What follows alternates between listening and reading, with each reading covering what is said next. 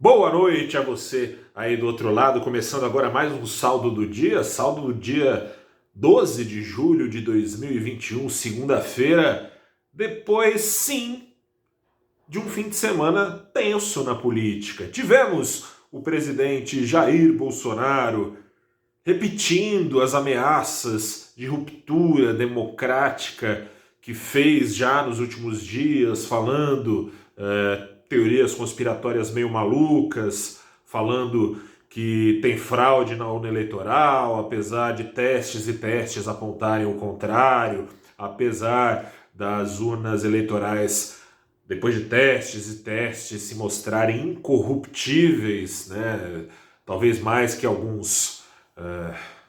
Enfim, tivemos o presidente Bolsonaro engrossando as críticas ao presidente do Tribunal Superior Eleitoral, ministro do STF, Luiz Roberto Barroso, coisa de baixo nível. Tivemos isso, mas tivemos mais coisa, e foi para essa mais coisa que investidores olharam e puxaram assim para cima por causa dessas coisas. O Ibovespa em quase 2% de alta. O Ibovespa fechou nessa segunda-feira com 1,73% de valorização, com apenas 6 das 84 ações no campo dessa cor aqui, no vermelho. O dólar, por sua vez, esse sim, fechou bastante no vermelho, queda firme no preço do dólar o dia todo. O dólar fechou com uma queda no mercado à vista hoje aqui no Brasil de mais de 1%, de 1,13%. Aos R$ 5,17, 1,75, R$ 5,17. Seguinte, teve isso tudo aí na cena política no fim de semana, mas teve outra notícia que os investidores deram mais atenção, né? Antecipação de vacina aqui em São Paulo também, até adolescentes vão vacinar a partir de agosto, na previsão do governo do estado de São Paulo. São Paulo, que é o coração da economia brasileira.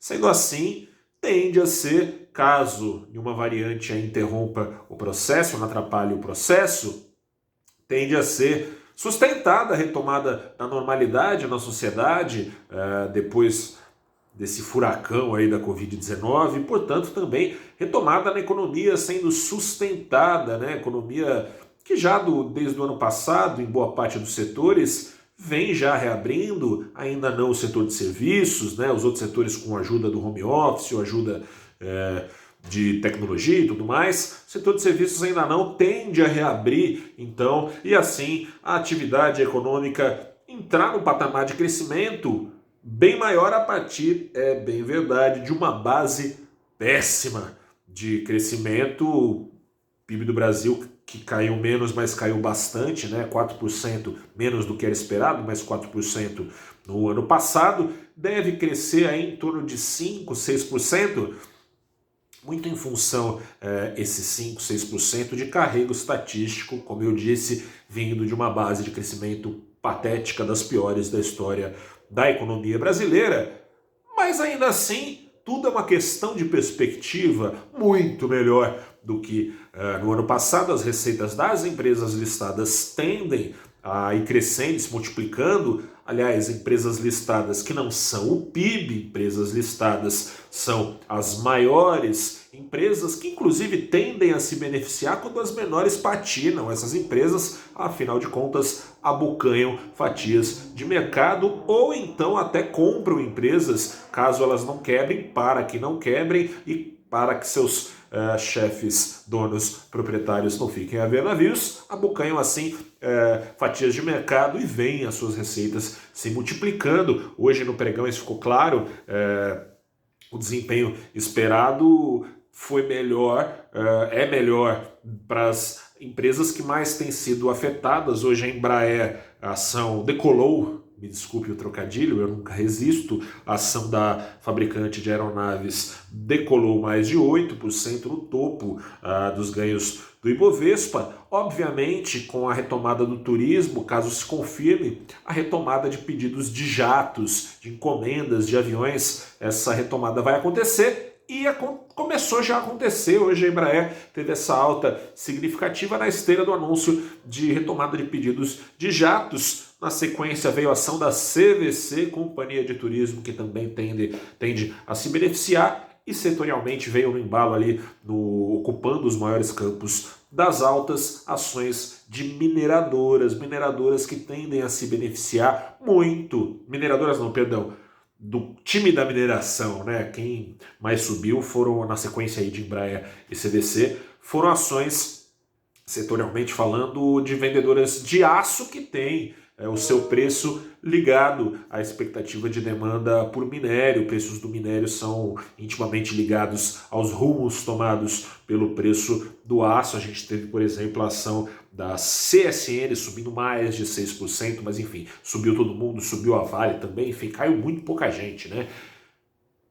Os riscos continuam, como eu disse, continua ainda essa tensão aí, Bolsonaro falando bastante, mas também ajudou a pôr panos quentes, além da retomada se sobrepondo, né, aos ruídos vindos de Brasília, aos ruídos e desgosto com a reforma tributária que foi proposta pelo governo, coisa e tal, ajudaram a pôr panos quentes também no final de semana os outros poderes constituídos. Presidente da Câmara, Arthur Lira, que é apoiador do governo lá, lidera o Centrão no Congresso, o senador Rodrigo Pacheco, que também foi alçado ao cargo de presidente do Senado com apoio do governo, do Centrão também.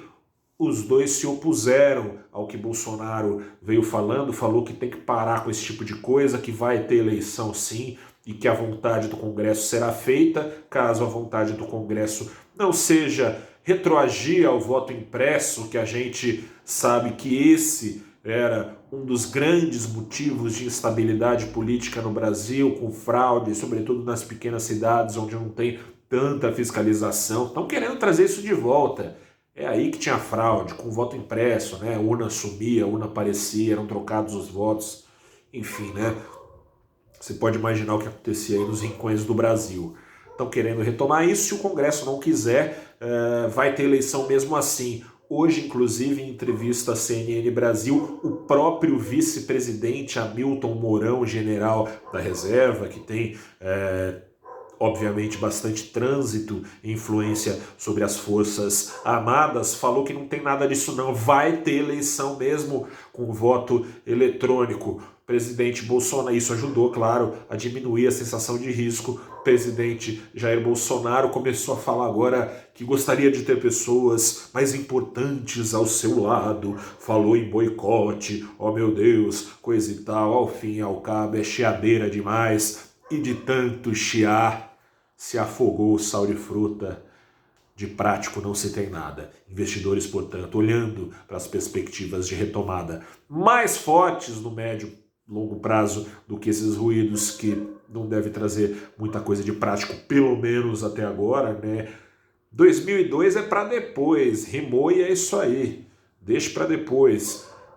Aproveite as oportunidades, fuja dos riscos, claro. Fique de olho, por exemplo, na atração do dólar, que hoje teve uma calmaria, mas pode se fortalecer no lastro desses riscos, né? Busca por proteção, investidor estrangeiro sendo relembrado do nosso histórico autoritário, pulando fora, como tem sido nos últimos dias, na maior parte do tempo, desde o dia 24 de junho, quando o dólar bateu 4,90, ele vem numa arrancada aí, chegou a bater quase 5,30 esses dias, agora nos 5,17, 5,18, vale acompanhar e se proteger também, acompanhar essa tendência.